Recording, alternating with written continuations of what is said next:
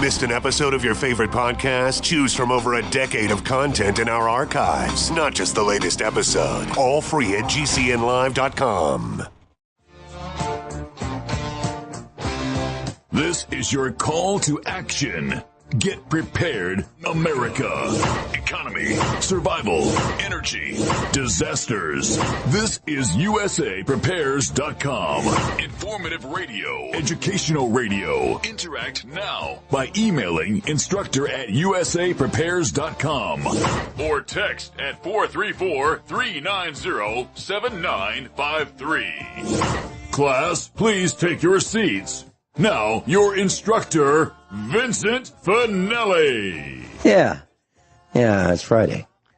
And we're going to be talking about some things that are very important to you here at USA Prepares. Hour number one, Cathy in Ohio and I will be talking about clothing. And we thought it'd be a really good idea to talk about what is quality clothing and how can you tell? You know, two shirts side by side in the store. I mean, what do you look for? Slacks, pants, blue jeans, etc. What do you look for? So that you can get durability and longevity, the best value for your money. Now, it's not always that you're going to spend the least and get the most, but we're going to try to tell you what to look for so that you can maximize the value that you receive when you buy clothing. Everyone all set? Cocked? Locked? Here we go. This is USA Prepares. I don't think we're going to be taking calls today, as Cathy has a lot to say. And hour number two, Bert Bertonis will be telling us about the Carrington Event and how serious it is that we could lose everything, and the Corona panic could be nothing compared to another Carrington Event. And we're overdue. Literally, this is not fear that we're trying to sell here. We're trying to tell you what to do to prepare for it. And we will do that. Hour number two. Welcome, Cathy. Hi, Vince. Good morning. Hey, good morning. So clothing, when we look at clothing, you know, we can see those shirts discounted for $7.99, or well, we used to be able to. I don't know if we can now. I haven't been out, shopping for clothing in 6 months, but we used to be able to get them, shirts inexpensively at the factory outlets. And, you could just feel that some of them are different weights from others. The material was thicker. There's a different number of threads per inch. There was different sewing of the seams. There were some shirts, just for example, men's shirts. Some men's shirts had pockets. Some men's shirts didn't have pockets. Some had button-down collars. Some didn't have button-down collars. Some of the plaid type material would line up with the pockets and the back and the seams, and it would, be all lined up, and others, no. So, Cathy, why don't we talk about what do we look for when we buy clothing? How do we know what is good quality? Well, Vince, I will go over, I would say maybe the first 5 points, and then I can expand from there. The first thing that normal good clothing is your natural fibers, your cotton. Like if you have a suit, it'd be wool or a wool blend. Typically, the less blends that you have, the better the quality. If you have 100% cotton or maybe 80-20, that's going to be better than a 50-50 in most cases. So your natural fibers. Now, I don't typically wear silk or anything like that because I don't really need to dress up and do that. But if you're looking for high quality, then silk is another natural fiber. A lot of them say to stay away from your high polyester, acrylic type fabrics. So that's the first one. The second point is your buttons. If you look at the buttons on a real high quality item, especially like on a blazer or a suit jacket or some buttons that get a lot of use, they'll have what they call a shank, where the button is raised a tiny bit and they take thread and they wrap it around underneath, and it's raised up a little bit and they knot it very well. and you can look at the quality. They used to use mother of pearl. Those held up, but now I think most of them are your plastic buttons. I always use a product called Fray Check, and I put it on the back of the buttons on almost every garment that I get. That keeps that knot secure. Also, if you have like a shirt with a button-down collar, they normally have the buttons that put the collar down so it keeps it shaped. They'll have buttons on the sleeves. Sometimes you have 1, 2, or 3. Typically, the more detail-oriented an article of clothing is, the better quality.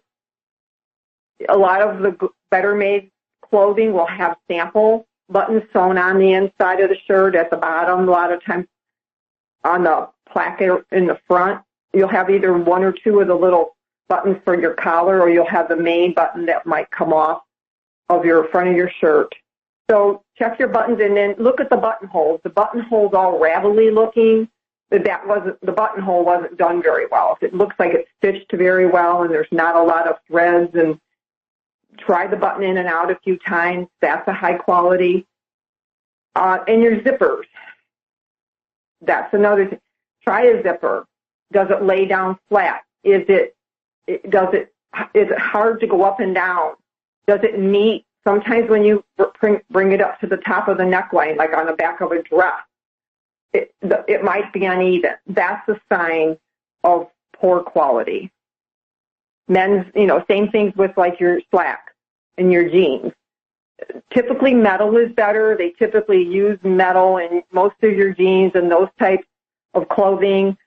They're getting more like to the plastic on certain ladies' slacks and certain dresses, things like that. But metal is normally going to hold up better if you have a heavy-duty item. The next point is your stitches. If you look at an article of clothing, you have tight stitches. The smaller, if you look at an inch on a ruler, if you got 14 stitches per inch, that's going to be a better made quality. If you count them and you only have 6 to 8, that's not going to hold up with repeated washing. Now, if you have an article of clothing and you like it, you can just stitch it on your sewing machine, go over the stitch on the inside or the hem.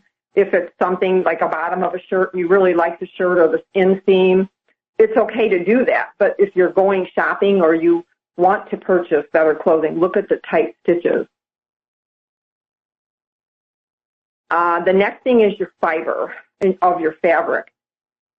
We're not all going to the stores now, but if you have a high quality item, the cotton feels softer, it feels heavier, it hangs well. If you put it on a hanger or you put it on yourself, it'll hang better, the better quality fabric. If it's real clingy and it's out of shape, typically it wasn't cut on the right. When they go to lay out clothing, there's such a thing called straight of grain, and then there's a bias. The cheaper manufacturers try to fit them on there any way they can to save on fabric. So that's why sometimes you'll wear a T-shirt, and after you wash it a couple times, it twists or it hangs uneven. It's because they didn't cut it on the straight of the grain for the main body of the fabric of the shirt or the dress. The sleeves, some things have to be cut on a bias, like a facing, because you want it to stretch. But that's another thing. Just hang it up or feel it. And if it drapes well, if it fits well, the shoulders fit well, it doesn't cut under the arms, that's a good quality piece of clothing. Normally the heavier the cotton or the heavier, but not always. You can get a real nice dress shirt that's lightweight, but it feels real soft. And it's like either the Egyptian cotton or the Pima Cotton. Those are better grades. And then the last one, and then any questions you have for me after that I will answer, is lately some of the name brands have cheapened. They've sold their brand, so they're not as good as what you think they used to be in the last 8-10 years. So you might want to double check some of the brands to see who sold out and whose quality is still there. So Okay, Vince, if you have any questions for me, I can expand. Yeah. So, Cathy, it used to be that if you bought something, I'm going to use a Sears as an example. If you bought a Kenmore appliance, regardless of which one you bought, whether it be a washing machine, a refrigerator, a freezer, or a dryer, you knew that it was going to be okay. You knew that there was quality throughout that entire brand. And I believe what you're saying is that is no longer the case. So if you buy a brand name, it may not be the same company that manufactures it as the brand used to be. It may be some other company that bought the brand name or bought the company and redesigned the products with less quality, or it could be just the licensing of the name. So, for example, STP used to be known as scientifically tested products. Some people thought it stood for super thick petroleum. Whatever that company stood for, Andy Granatelli, the race car enthusiast, STP, that company, you can buy oil filters that say STP on them. You can buy oil that is branded, motor oil that's branded STP. But it is not that company. It's AutoZone's house label now, and AutoZone licenses the use of the name STP for their house brand of oil. So it's not the same company. And I believe that's kind of what you're saying. Is that right? Yeah. Yep. Yeah, now, I'm not so saying many that I'm not saying that STP oil is not good. I'm not saying that. I'm not saying that STP oil filters are not good. I'm not saying that. I'm just saying that's not the same company. So it could be better. It could be the same. It could be worse. So we can't just necessarily go by the brand name anymore. By the way, we use STP oil filters here, and we use STP oil. Okay. So please continue, Cathy. Okay, Vince, for the men, this is some women's clothing, but for the men, I want to say that if you buy a nice dress shirt, you made a point of the pockets. If there's a print or a plaid or a stripe, those will all line up. And the stitching is really important. If you look at the little tiny stitches, that's good quality. They took their time. They didn't just rush it through. The other thing is the yoke on the back of the shirt. It looks like if you look up by the shoulders and under the arm, there'll be like a piece of fabric that it is sewn on top, or it's part of the upper part of the shirt. It kind of lays at the shoulders. If there's a yoke, that a lot of times is a higher quality. Or if there's darts, sometimes there'll be darts in the back of a shirt or in certain places on maybe some slacks or different articles of clothing. That's another thing that will make the garment look good on you.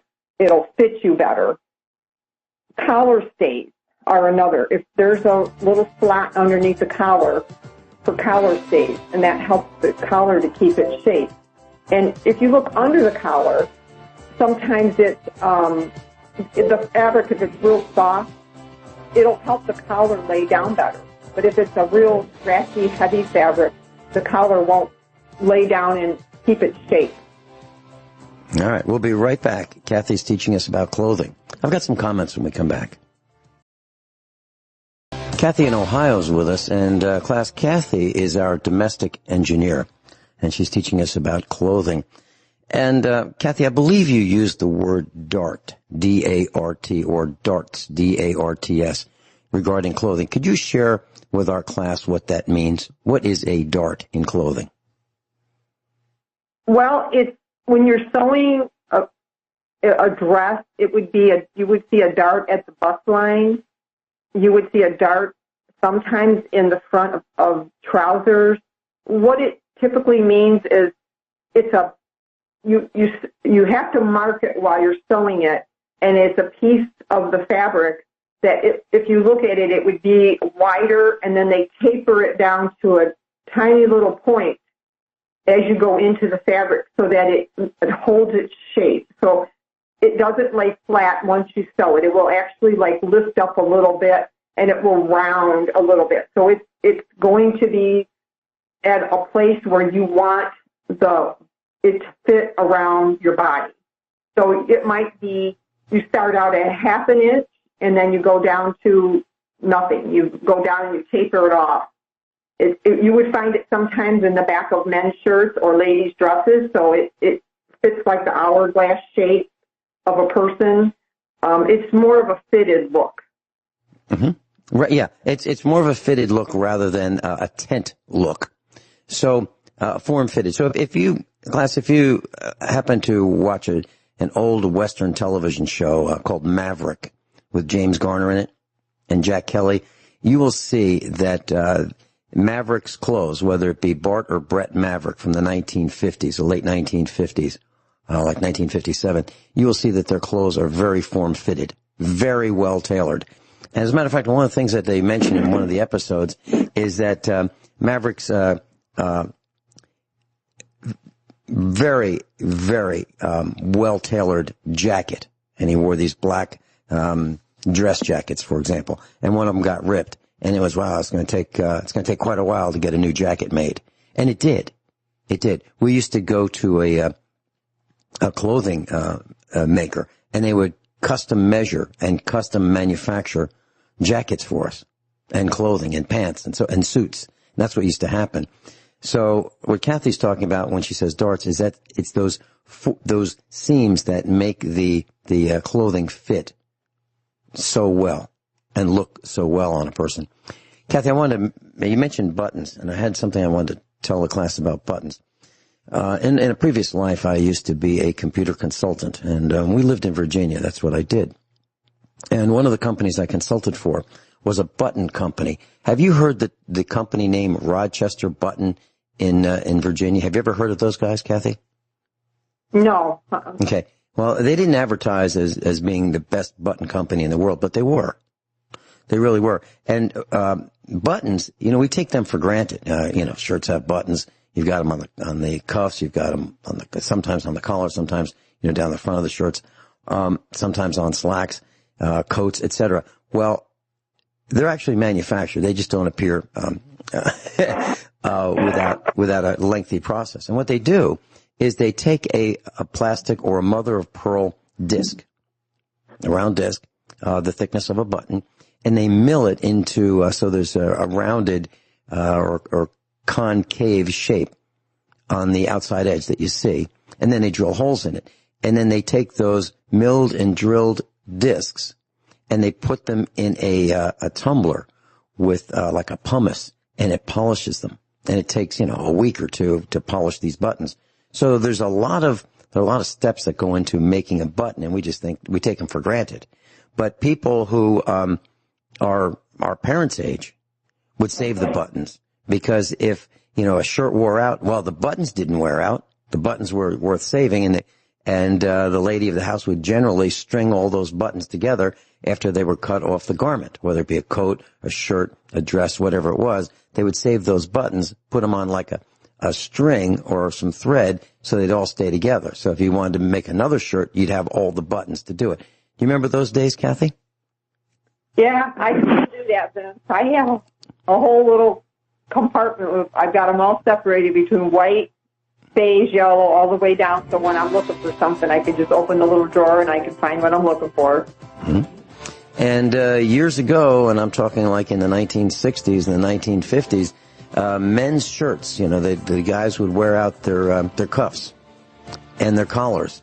And you just bring the shirt with the worn out cuffs and collars to a tailor, and they'd put a new collar on for you, or new cuffs, or both. No kidding, because the rest of the shirt was not worn out. We're a domestic engineer, and we're talking about clothing. Cathy, I have another comment. Back in the early 1990s, I was teaching class, and one of the stipulations was, for me to teach class, was that all of my students would wear a uniform. And so I decided that I would buy each one of the students, and they would go to my class every other day for 3 hours.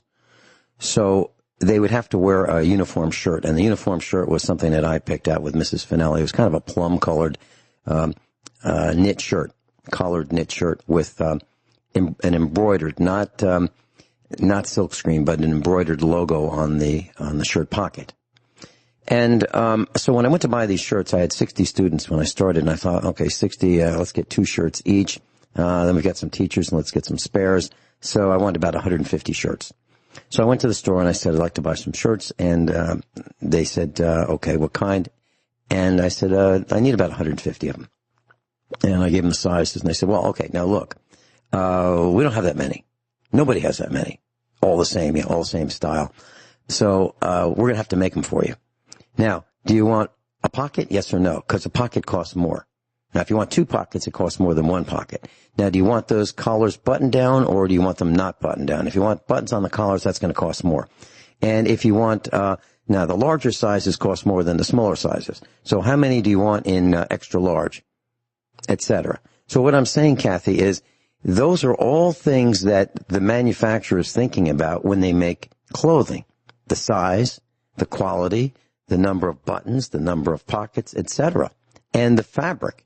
So if you have a plaid fabric, it's, a quality shirt would have the pocket material line up exactly with the body of the shirt. So it's not like off center or tilted or on a diagonal. Is that right? Yep.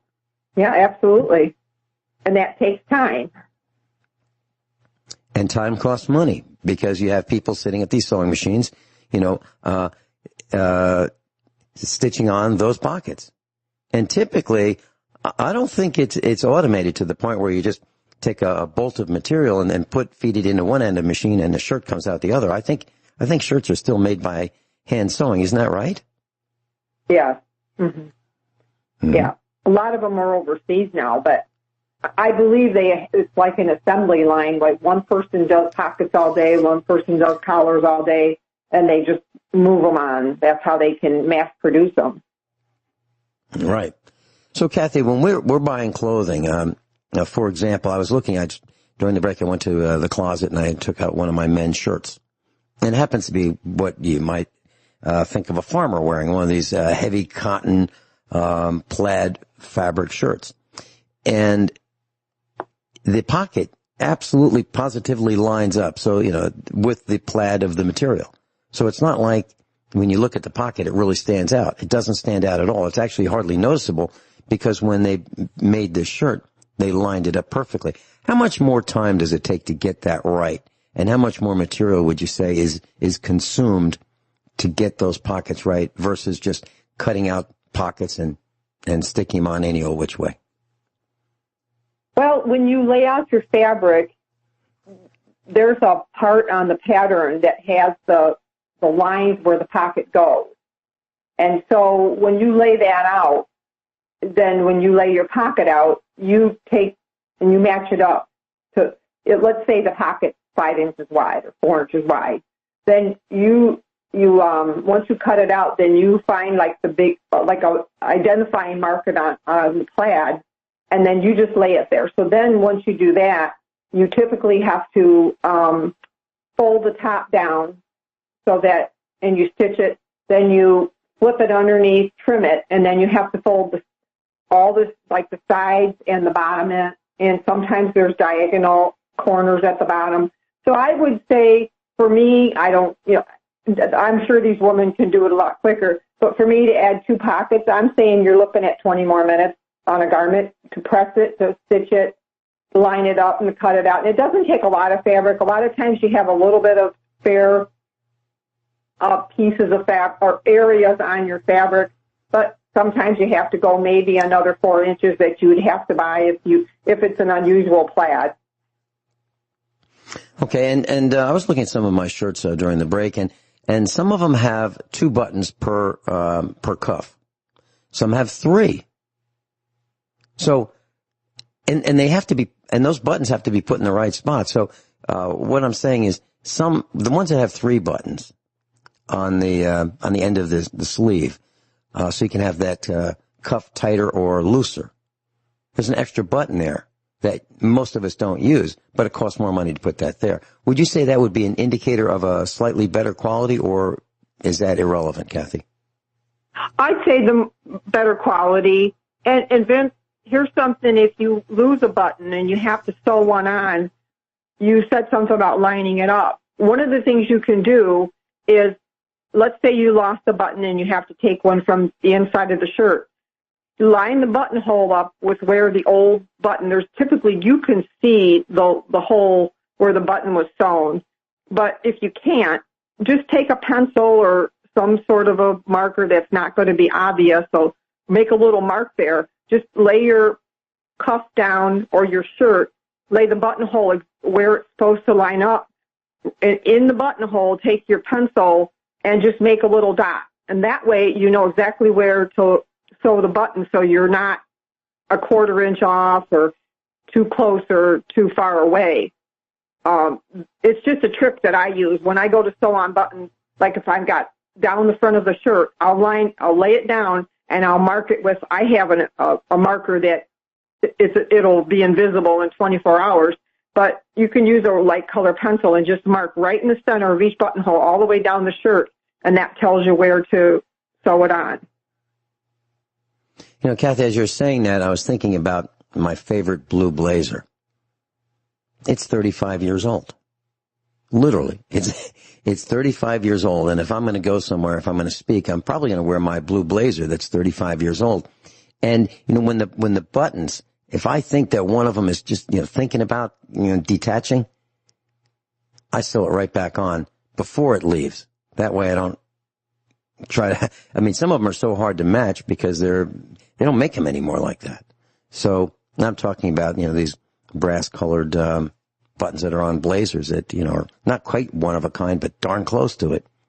They just don't make them anymore. So, what is that? A stitch in time saves 9?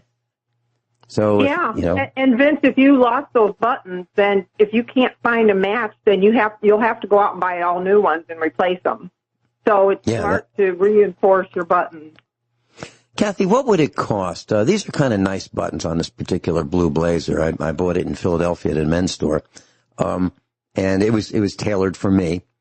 Back then, you know, back in the early 80s, you'd go to a clothing store and they'd have a tailor and he would, for the men, he would, mark with a piece of, either soap or chalk, you know, where to let it out, bring it in, you know, how to tailor it. And so there was a lot of work that went into this. And heck, if you stay around the same size, you can still wear those clothes for a long time if you take care of them.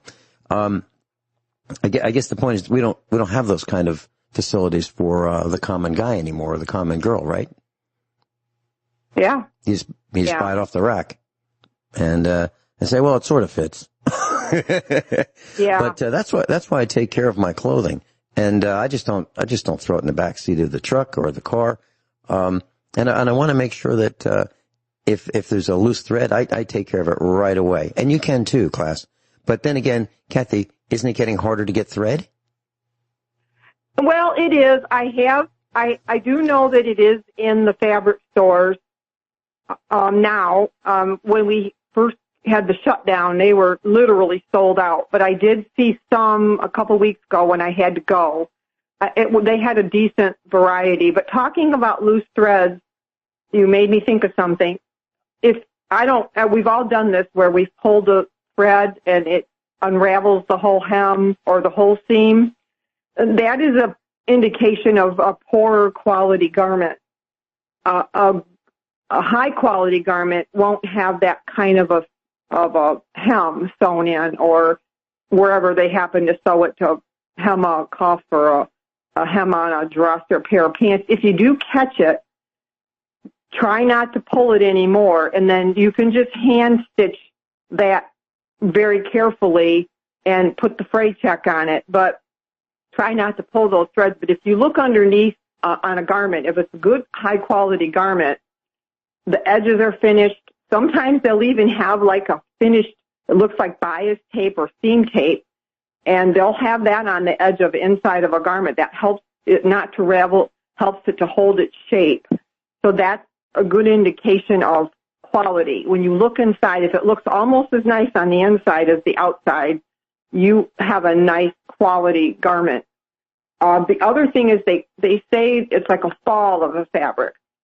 If you like have something on a hanger or a dress And you can just tell how the shape looks. If it looks uneven, if it's saggy, that's an indication of cheap fabric. And we have a lot of cheap fabric right now. So that's something to, like, when you go looking at it, if you get an article of clothing, just look and see how it drapes. One way you can tell cotton, if cotton's going to wrinkle, is take the cotton, like on the bottom of a shirt or a dress, and squeeze it real hard in your hand for about 3 or 4 seconds, and then let it go. And if it looks like it's just really, really crinkled, that's what you're going to have. You may have to iron that garment. If it releases, you may have a little bit of wrinkle in the shirt or the dress, but if you have a lot of wrinkle left, that cotton is going to look wrinkled and you'll look more disheveled. So that's a test you can do when you get a shirt or you're buying clothes. Look at the cotton and how much it wrinkles and does it stay after you release it. There's a couple little things I wanted. Oh, go ahead. I was just going to ask you about cuffs versus no cuffs on pants. So whether it be ladies slacks or men's pants, would a cuff on the at the bottom, of the leg, would that be an indicator of a more expensive or a less expensive? Just as generally speaking. Better quality I'm not or not? I'm not sure I know the exact answer, Vince, because cuffs come in and out of style. And I've seen, cuffs were in like in the 70s and I think the 80s, and they were out. I can't answer that. It is a little bit more work, but it's not that much work. You just put a longer hem on, and then you flip it up, press it, and then you stitch it on the side. That makes a cuff. But I don't know for sure, Vince. Okay. But if you have a child who's growing and you're going to get him a suit, if you get him with the cuffs, you've got a little more material to lengthen those legs, right? Yeah, but sometimes. Whereas if you don't have a cuff, you probably don't. That's right. It'll leave a crease or a mark or a wear mark. Absolutely. All right, we'll be right back. Cathy's got some more information. I'm going to hit the mute button and just enjoy the class. We'll be right back. Are all clothes created equally? No. And Cathy, our domestic engineer, is telling you about this. Cathy, please continue. Okay, Vince, I got a couple things I want to mention for quality. When you look at men's pants, if the seam goes all the way up the back, all the way through the waistband, that's an indication of a good quality because it lets the tailor or the seamstress alter those pants. If you have to take it in a half an inch or out a half an inch, you don't have to take the waistband off to fix that. It just makes it an easier alteration. So that's a trick there to look for. Look on the back of your pants, of your dress pants. I've had to take the waistband off and alter pants for my husband and children and myself, so it's a lot more work doing it the other way. The other thing is if you have a coat, if it has a center back seam, that's an indication of quality because it's one more step, and it's a little more fitted look. The coat doesn't look so boxy on you. So look down the very back of a winter coat or a dress coat. If there's a seam all the way down the back of it, that's an indication of quality. I want to mention cotton. If you get 100% cotton, almost anything, try to go a size up because most of the time it will shrink. And it's not necessarily a bad thing that it's 100% cotton, but a lot of times whether you have T-shirts or other types of shirts, depending on the type of cotton, it can shrink. If it's a high-end cotton, it's not going to. So I wanted to talk real briefly about the cottons and the kind of like the grades of cottons that they have. The cheapest cotton is called a carded opened end cotton. And they don't necessarily put it on the label, but I think if you dig a little bit, you can find that. It's normally scratchy and stiff and it doesn't lay well. The next one up is called a ring spun cotton, and that's combed, so it's a little bit better, a little softer. And then the next one up is called an heirloom, AIRLOOM, and that's, the fibers are longer. It's called a long spun cotton. It's at least 25% longer than the other cottons, and that's going to be a little softer, a little more durable, a little heavier. And then two of the top, or more of the top end cottons are your Pima, Pima cotton, or it's called a Sea Island cotton, which is long. They're longer than even your heirloom cotton, the longest spun. So when you get into really high-end, like T-shirts or things where they're $25 a T-shirt, you can feel the difference. It feels real soft and flows with you, and it's not boxy and stretchy or that. Egyptian cotton, you'll see that sometimes in sheets or towels. That's a good cotton. Or it's Giza. There's one called Giza 45, and that's a fine cotton too. So those are some of the, if you're looking at your labels, or if you can do a little research, it kind of tells you like the lowest to the highest cotton. And when you wash your clothes, especially your jeans, your dress shirts, even my T-shirts now, I turn them inside out to protect the friction from washing. And some of the high-end designers have said they don't really even like to dry their cottons all the way. They'll maybe put it in for 5 or 10 minutes and then they hang them, or put it on air fluff and get the rest of the wrinkles out. But the cotton gets worn out quicker the more that you dry them. So I hang, especially most of my stuff from March through probably almost November, I hang all my stuff out. You can even put it on a clothes hanger outside. So those are some things that to help your clothes last a little longer. If you get a couple little tips real quick for stains, if you get blood on any kind of fabric, if you put hydrogen peroxide in it right away before it dries, it'll take the blood out right away. And it's hard to get dry blood out. Lemon juice is the same thing if you have white. If you've got a rust stain, an oil stain, if you put fresh lemon on it and you put it in the sun and you put it outside in the grass or on a picnic table or something, the lemon will a lot of times get that out of there. There's a couple companies that talk about washing like light colors, which I do. You don't want to have a black T-shirt and then wash it with light colors. That will you'll get pilling on them. Yep, you're absolutely right, Cathy. We're out of time. I just did a quick search on Kate Middleton, and I looked up her coats. If you want to see what we're talking about in quality, you will see the seams, the darts, the buttons, the cloth, the fabric, the style. It's all simple, but there are plenty of darts and form-fitting, and she's one of the finest dressed ladies on the planet. And those are the things that Cathy was talking about here. So just go type in Kate coats and look at the seams. You'll see exactly what Cathy was talking about. Cathy, thank you so much for being with us today. Everyone all set? Cocked? Locked? Hour number 2 of USA Prepares. Class, I'm delighted to be broadcasting with my dear friend Bert Bertonis in California. He is a patent holder. He is a senior USA Prepares instructor. I've known him for decades. I've sat on the bench with him, the design bench, the repair bench, the maintenance bench.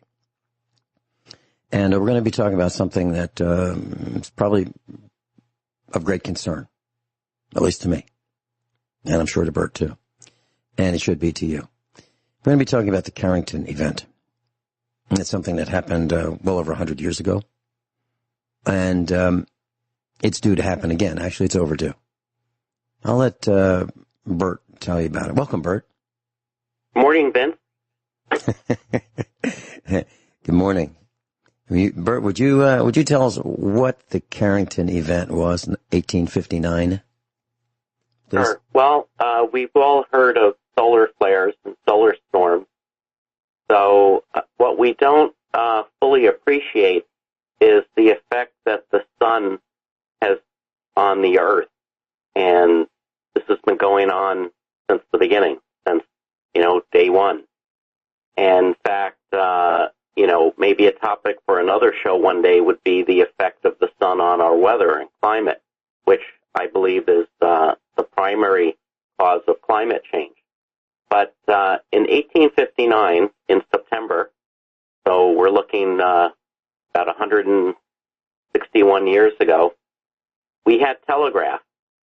But that was about all we had in terms of modern communication. We did not have radios.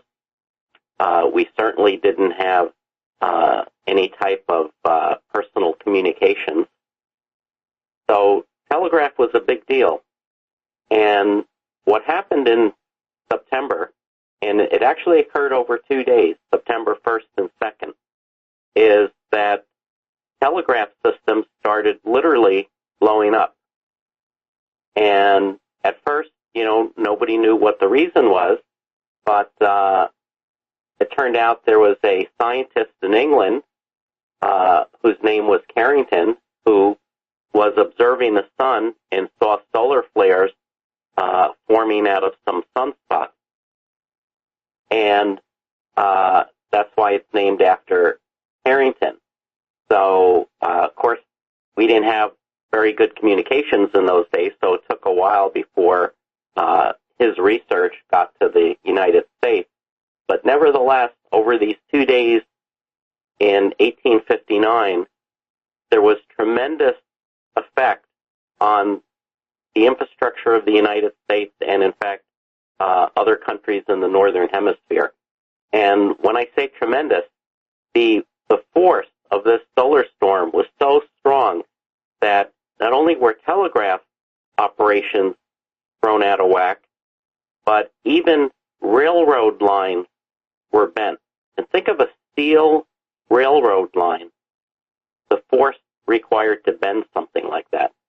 So it was a tremendous effect. It was the largest storm we've observed in, let's say modern history. And we have not had anything as severe since, but I think it's a matter of not if, but when we will have another storm. The next closest was in 1921, and we can talk about that one as well. Okay, Bert, so let's make sure the class fully understands what we're talking about. So we're talking about 1859, and this was before radio. Okay? There's no radio over the air in 1859. There were no cell phones, and there were no power lines. There were no power poles. There were telegraph lines. Poles, so, we had telegraph lines. Yes. We had telegraph lines and telegraph poles, but we didn't have power poles. They weren't everywhere. So these telegraph lines seemed to run parallel to the rail lines, and they were used for telegraph from station to station to help keep the rail lines in communication with where the trains were, etc. But so we're talking about we didn't have this ubiquitous set of power lines everywhere and telephone lines everywhere. But we did have the rail line, and the rail, think of it like this. What's an antenna? An antenna is a piece of wire typically that will collect signals from the air. Well, if you take the rails, two parallel running pieces of steel that the rail cars ride on, if they are supported by wood, railroad ties, and they're not grounded, they're actually a really low to the ground kind of an antenna. And what I believe Bert was telling us was that rail line picked up the signal from the sun, this burst of plasma and light and radiation, that it bent the rail lines. That's how strong this was. Did I say that right, Bert? It's fascinating how powerful it is. And the interesting thing is that when it hit, we had, first of all, we had no way to predict it when it hit. But what's interesting was that the damage was so severe that we need to extrapolate what that could mean in the present day. And in particular, what many scientists feel is the effect it'll have on our electrical grid. The frequency of these waves seem to be in the X-ray region. So it's very fascinating that the X-rays wouldn't normally affect railroad lines or telegraph lines, but the X-rays do something to they react with our ionosphere, and then that creates the secondary effect, which seems to be what it was that got into the telegraph line. But there's not a lot of ways we can test for it. We have to wait for the next solar storm in order, let's hope the less severe one, to even measure the effects and try and predict what would happen today if a solar storm on the level of the 1859 storm were to hit the planet.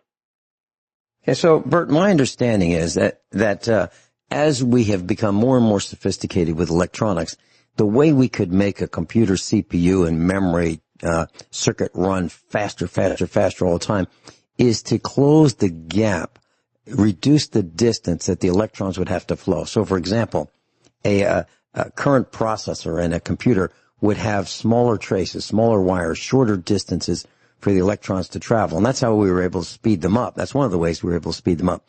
So if we take a big burst of electricity, like from the sun, and that hits one of these really, really finely tuned circuits, like a central processing unit of a current computer, it will fire that CPU off, and it will have no idea what to do. It will overwhelm the circuitry.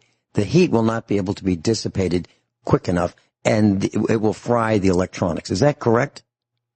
Well, maybe. What we do know is that EMF from an atomic bomb blast will do what you said, because we've been able to measure that to some extent. We can simulate, we're not allowed to, we have a test ban treaty, so we can no longer just blow up atomic bombs in the atmosphere like we did until President Kennedy and Khrushchev signed that agreement. It's pretty amazing to think we were setting off atomic bombs in the atmosphere until that point. But by the way, God bless what happened to the people in Japan, because we're at, yesterday was the 75th anniversary of Hiroshima. So I just wanted to say, my prayers to anyone living in Japan that experienced that. But we do know that an atomic explosion will do exactly what you just said to integrated circuits. Solar flare, we're not as sure about, because it seems to be more in the X-ray region, and it's possible that some semiconductors might survive the X-rays. But more importantly, what almost for sure would happen in a Carrington event, if it was to happen today, is we would lose our power grid.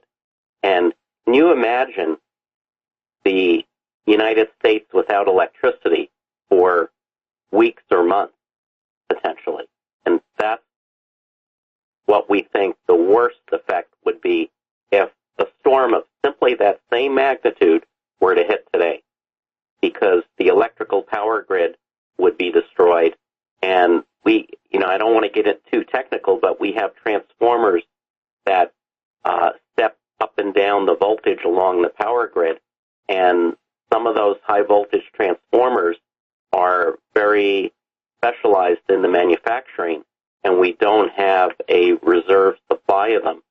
So it's not just a matter of, replacing the wire and the high voltage line. It's the things that go between those lines, some of the transformers that could be the key item in preventing us from quickly getting the electric grid up and working. Yeah, Bert, I was on stage at the Laclede Electric Cooperative annual meeting running for the board of directors, and I pulled a 556/223 cartridge out of my pocket, and I said, if somebody shot one of these, this costs 20 cents. If somebody shot one of these at one of these grid transformers and in the right way, and I was careful not to say exactly how to do it, it would cause the transformer to overheat, and there are no replacements. And they laughed at me. They absolutely laughed at me and said, that's ridiculous. Is that ridiculous? No. And, you look at what COVID-19 has done to our economy and people's lives. I believe that if the electrical grid goes out, even, let's just say, for 2 weeks, the damage to this country would be way in excess of what we're seeing right now, simply because we depend on electricity for everything. And even those hospitals and critical infrastructure that has backup generators, a lot of them only have diesel fuel for days or a week. So if we lost electricity for weeks or a month, that would be catastrophic. So, again, not to overly scare people, but it's really a matter of when the next storm hits and are we prepared for it.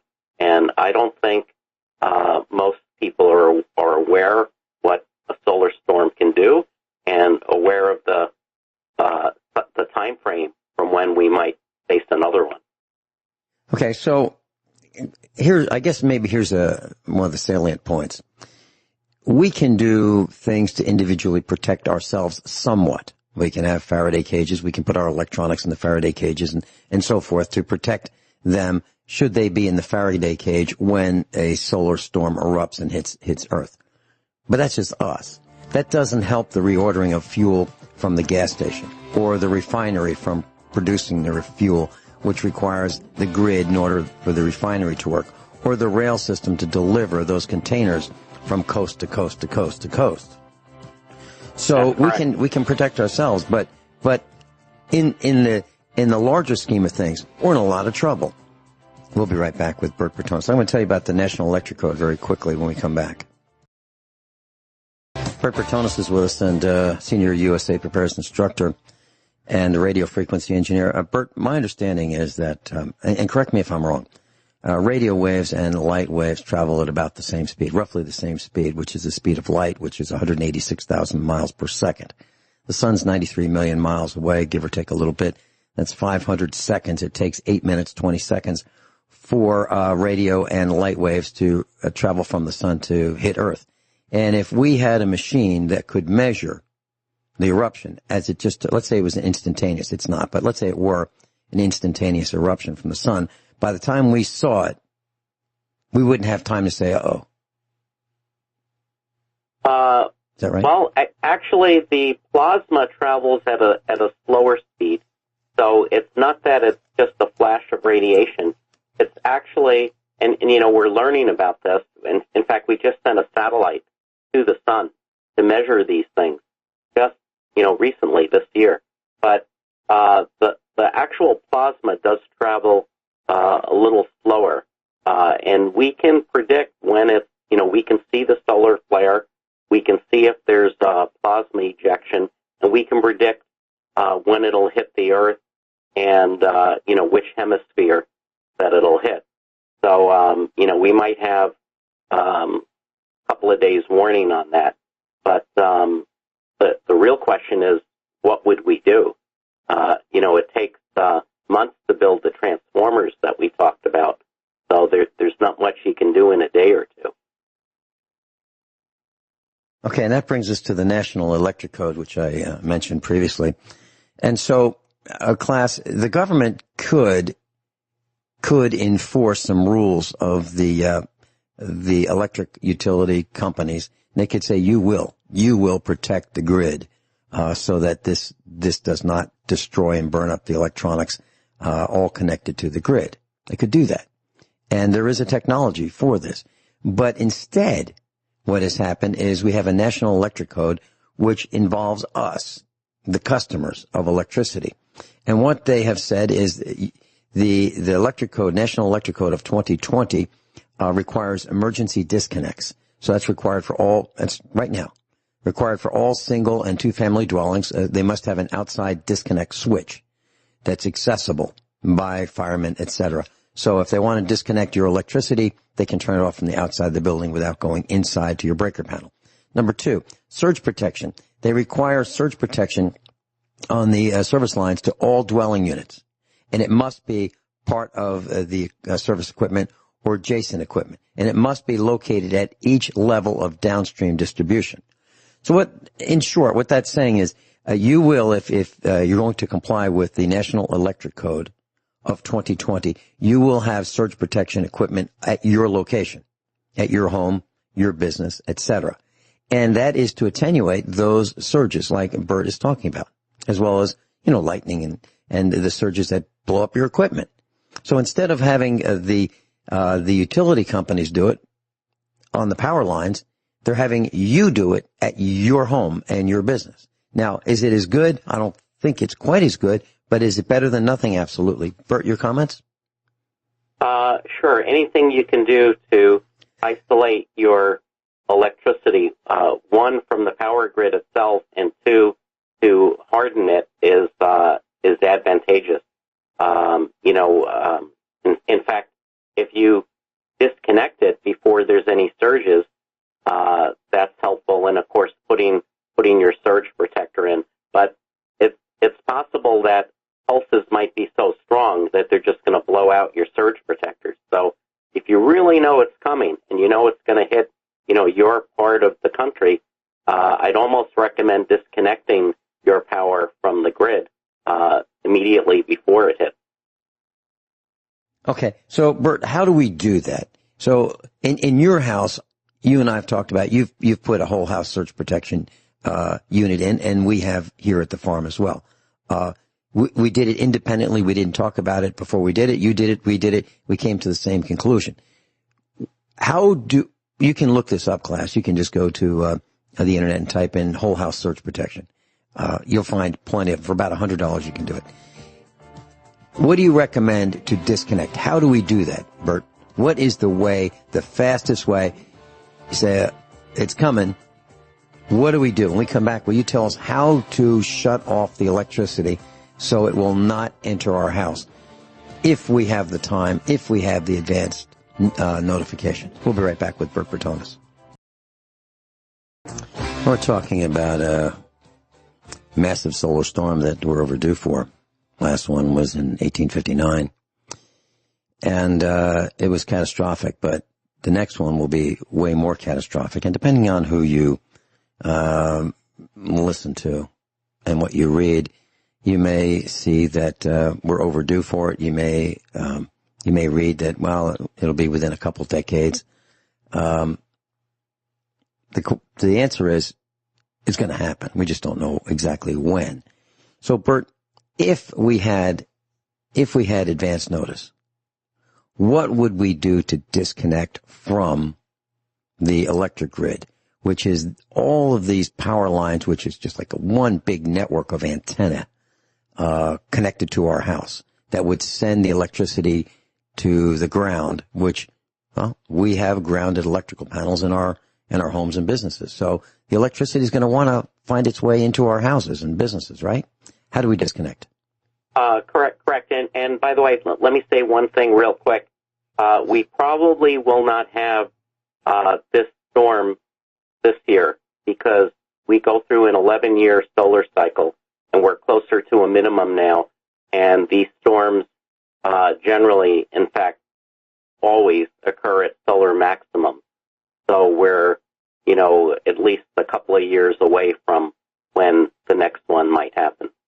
So that said, there is a way to simply just some circuit panels have a big, huge switch, and in some cases you can just pull the master breaker out of your panel. So you'll see where the 220 comes in to your house. There's generally going to be a master breaker, and you can just pull that out, or if there's a switch it off. But sometimes there's no switch; you just yank it out. Or sometimes there's a big, huge switch there you can switch off. I will say that many people that have put in solar panels and backup generators and different things like that, they've already equipped for a switchover because you need to, in many cases, disconnect from your power company in order to go totally on your own generated power. So it varies from house to house. I wouldn't recommend, if you have no experience with electricity, to go fooling around on your own. find a neighbor or someone that is more experienced in electrical wiring, or your contractor to advise you on it, rather than start playing around, because 220 volts is dangerous, and you can die from a shock at 220 volts. Absolutely correct. So, class, here's what you can do. You can go to a search engine like DuckDuckGo, DuckDuckGo.com, and you can look up the following term: electric main fuse panels. And they will show you a whole bunch of pictures. And you'll see all kinds, and the reason I said electric main fuse panels rather than circuit breaker panels, the reason I said electric main fuse panels is because I wanted you to see both kinds. And they will show you circuit breakers, and they will show you the older style screw-in round glass fuse type breaker or circuit panels. And you will see that there will be several ways that you can disconnect from the grid. One is you'll see a black Bakelite fuse holder with a handle, and it might be a little metal ring, and behind that are two large cartridge type fuses. If you pull that out, you have disconnected from the grid in most cases, if it's wired properly. Some have a handle on the side, like a lever with a loop in it, and you move that to the other direction. So there's an on and there's an off position. So you just simply move that to the off position. Other circuit breaker panels have a main breaker, a larger breaker than all the others, and that will say main. That is the one that if you flip that to the direction that it's not, when it's normally operating, that will disconnect you. And there's a third way, and I'm going to tell you what it is, but here's my request. This is homework for you tonight. Go look at your circuit breaker panel, your fuse box, and figure out exactly how to disconnect. So you don't have to figure it out when you have no time. Okay? When time is of the essence, you'll know how to do this. There's one other way, and this is probably illegal, but I'm going to tell you anyway. But you must do your own research. Don't do it because I mentioned this. Make sure that you know exactly what you're doing before you do any of these things. Your electric meter is a conductor. The meter on the side of your house is a conductor that allows current to go through from the utility into your house. If you were to disconnect that meter, you would be shutting off the electricity to your house. Now, you would be probably violating the law. You'd have to cut the seal, a little metal seal that says it's, hasn't been tampered with, or it has been tampered with, depending on whether you cut it or not. But you can look up how to do this, and you can break that seal, which would be violating the law, and I don't recommend you do that. But in an emergency, now laws to me are just suggestions. In an emergency, a real emergency. So you could break that seal, and then the band that holds the meter on would come off, and you pull the meter straight out. And make sure that you're wearing protective gear and you have rubber soles, you're not wearing sandals, and that will disconnect the electricity grid from your building. Now, I do not recommend you do it, but if you had to, that's one way. So I'm just trying to tell you, if you'd prefer to not have your house wiped out, if you were absolutely certain one of these solar flares, major ones, coming your way, you might want to consider any and all of those options. But don't do it because I said so. Make sure you do your own research. Bert, any comments? No, I agree with everything you said.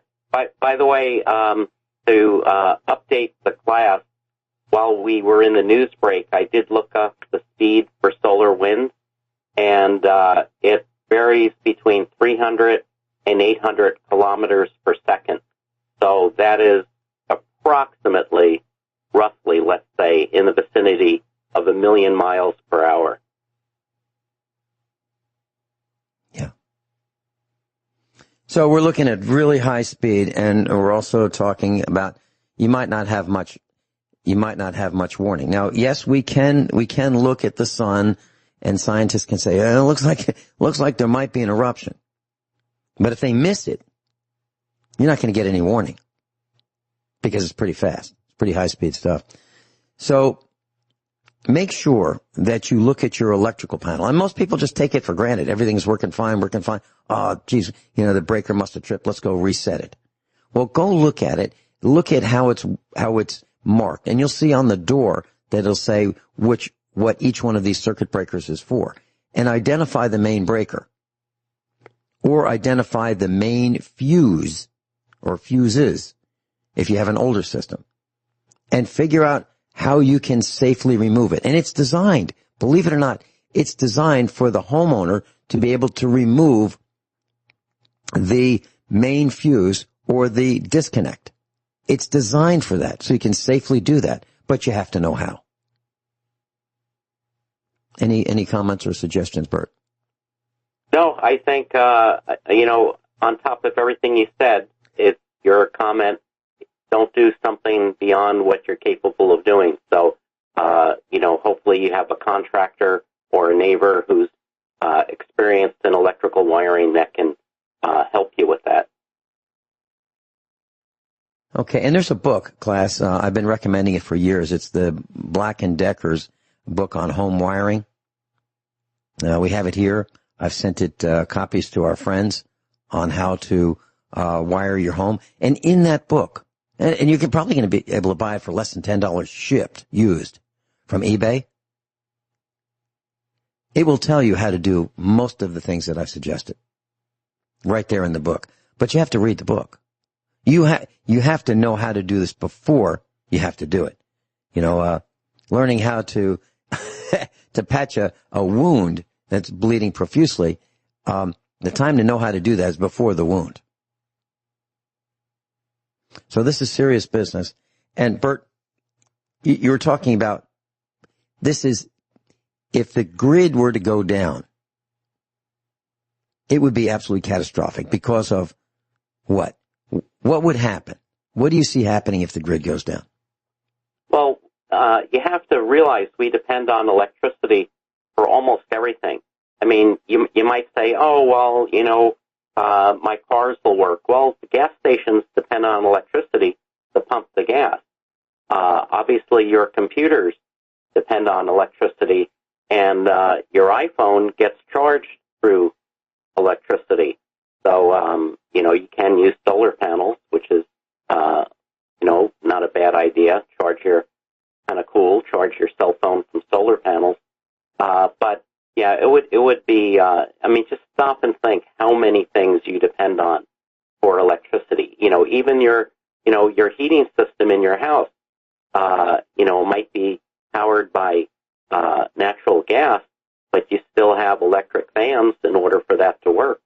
So it would be absolutely catastrophic. And we need to prepare for it only because we know what's going to happen. Yeah, and what I'll try to do, class, is get you the exact title of that book on eBay before the end of the broadcast. During the next break, I'll run to the library here at our home and get you that title so you can buy it. But what we're talking about is no refrigeration. That runs on electricity. No television. No radio.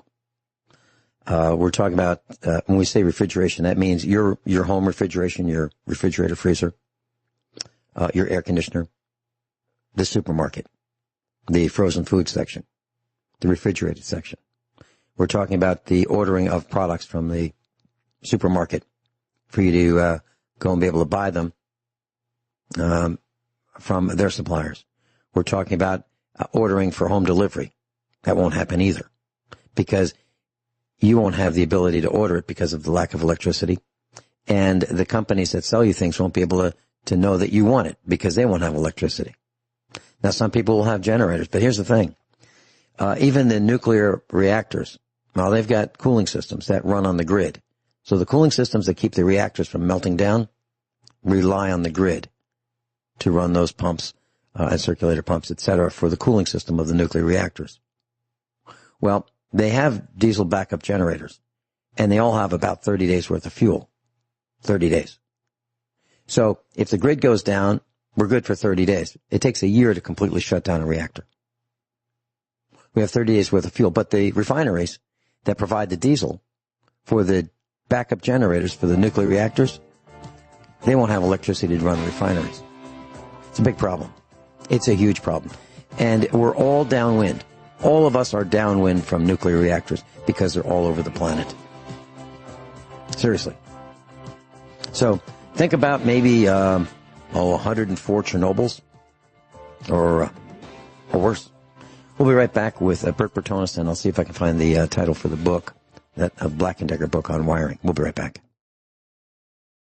Bert Bertonis is with us. Class, I bought a bunch of these books, the same book for friends, and I just bought another one for $4.83.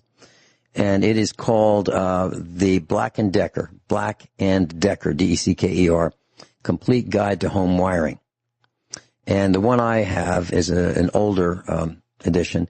It has a light switch on the front that's white, kind of maybe a grayish white and blue.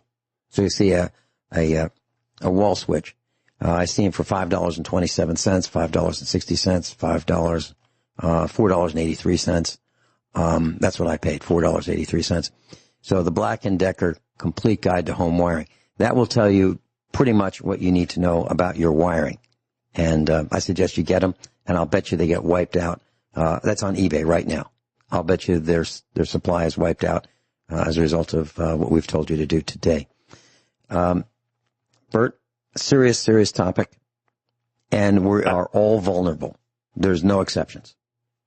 Yeah, absolutely, Vince. And let me throw in a couple other things. I think to be self-sufficient on your power is a good idea. And so far, we think solar panels will survive just because of the nature of the solar flares and the X-rays. So, not a bad idea to be, on your own power grid.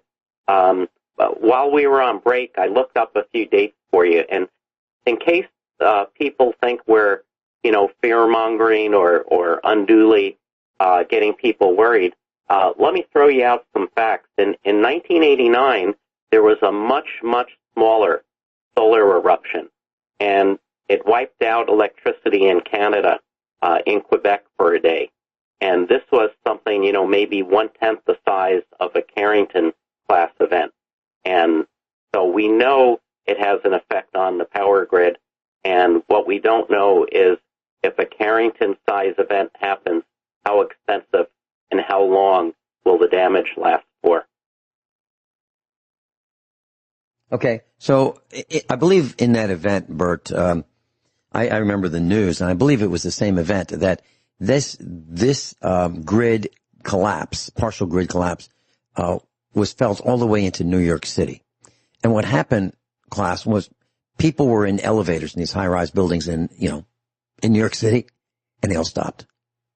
And you couldn't get out of the elevator, and people were trapped in there for hours and hours, like half a day, literally. Do you remember that, Bert?